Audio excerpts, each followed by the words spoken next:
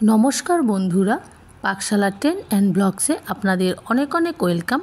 आज आमी आरो एकटी रान्नार रेसिपि निये आपनादेर सामने उपस्थित हलाम।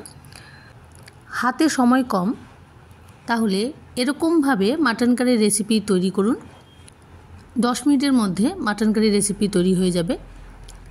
आमार आजकेर एई भिडियोटी यदि आपनादेर भालो लेगे थाके आमार चैनलटी सबस्क्राइब करे आमार पाशे थाकबेन, पाशे थाका बेल आइकनटिओ प्रेस करे देबेन, ताहले नित्य नतून जे कोनो भिडियो खूब सहजेई आपनादेर काछे पौঁছে जाबे।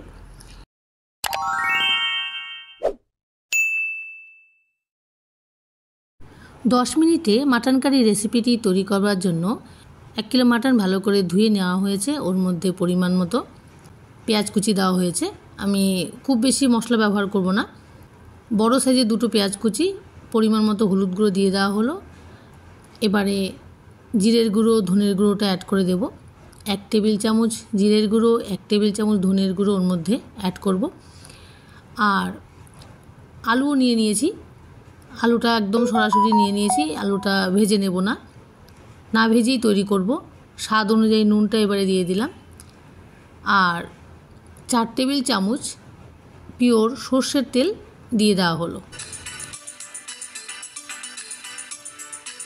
আর মশলা পেস্ট করে নিয়েছি। এর মধ্যে আদা, রসুন, কাঁচা লঙ্কা, পেঁয়াজ, টমেটো বাটা রয়েছে। এবারে সেই কাঁচা মাংসের মধ্যে মশলাটা অ্যাড করে দিলাম। এখানে ছোট সাইজের একটা টমেটো, একটা পেঁয়াজ, 5-6 কোয়া রসুন আর অল্প আদা, পরিমাণ অনুযায়ী আদাটা দিয়ে দিয়েছিলাম। কয়েকটা কাঁচা লঙ্কাও বেটে নেওয়া হয়েছিল। আর গরম মশলা গুঁড়ো দিয়ে দিলাম। এবারে সব মশলাগুলো মাংসের সাথে মেখে নেব। আলুটা কিন্তু আমি ভেজে নিইনি, না ভেজেই একবারে মাংসের সাথে, কাঁচা মাংসের সাথে সব মশলার সাথে মেখে নেব।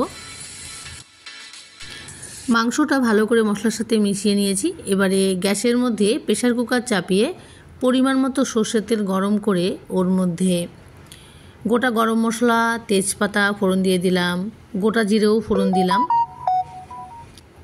এবারে মিডিয়াম আঁচে হালকা করে নেড়ে চেড়ে নেব ফোড়নটা। ফোড়নটা ভাজা হয়ে গেলে প্রেসার কুকারে মাংসগুলো অ্যাড করে দেব। আলু সমেত মাংসটা দিয়ে দিচ্ছি। সব মশলার সাথে একবারে মেখে নিয়েছিলাম।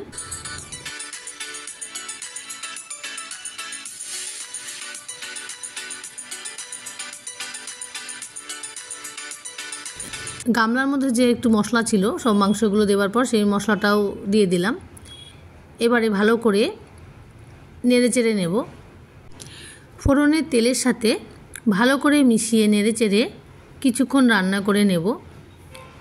মিনিট 3-4 মতো মাংসটা নেড়ে চেড়ে কষিয়ে নেব, ফুল আঁচে কষিয়ে নেব।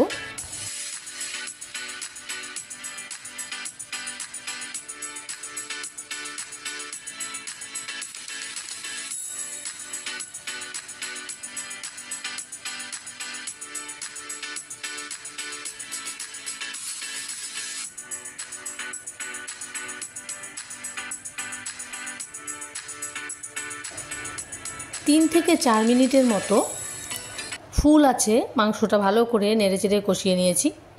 আর অনবরত নেড়েচেড়ে নিয়েছি যাতে নিচটাতে লেগে না যায়, সেদিকটা খেয়াল রাখতে হবে। মাংসটা এবারে কষানো হয়ে গেছে। পরিমাণ মতো জলটা এবারে অ্যাড করে দেব। অল্প জল দিয়ে ভালো করে মিশিয়ে নেব। ঝোলটা একেবারে পাতলাও নামাবো না, আবার গামাখাও করব না, মিডিয়াম করে নামিয়ে নেব। মাংস অনুপাতে জলটা দিতে হবে। এর মধ্যে আর অল্প জল অ্যাড করব।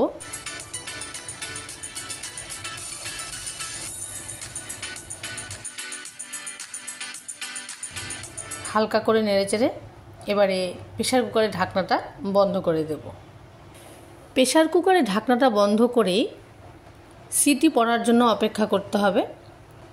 আমি একদম ফুল আঁচে 10টা সিটি দিয়ে নিয়েছি। 10টা সিটি দিয়েই ভাপেই রেখে দেব।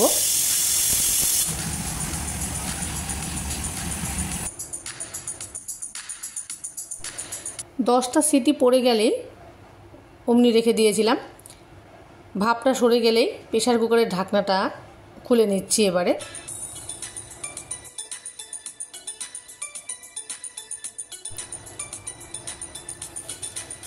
10 মিনিটে খাসির মাংসর রেসিপি তৈরি হয়ে গেছে। এবারে গরম গরম সার্ভ করবার আগে আর অল্প গুঁড়ো গরম মশলাটা এবারে অ্যাড করে দিলাম। ভালো করে মিশিয়ে নেড়েচেড়ে নিলেই তৈরি হয়ে গেল মাটন কারি। আমার আজকের এই রেসিপিটি যদি আপনাদের ভালো লেগে থাকে, লাইক, শেয়ার, কমেন্ট করবেন আর আমার চ্যানেলটি সাবস্ক্রাইব করে আমার পাশে থাকবেন। ধন্যবাদ। আজকের মতো এখানেই বিদায় নিচ্ছি।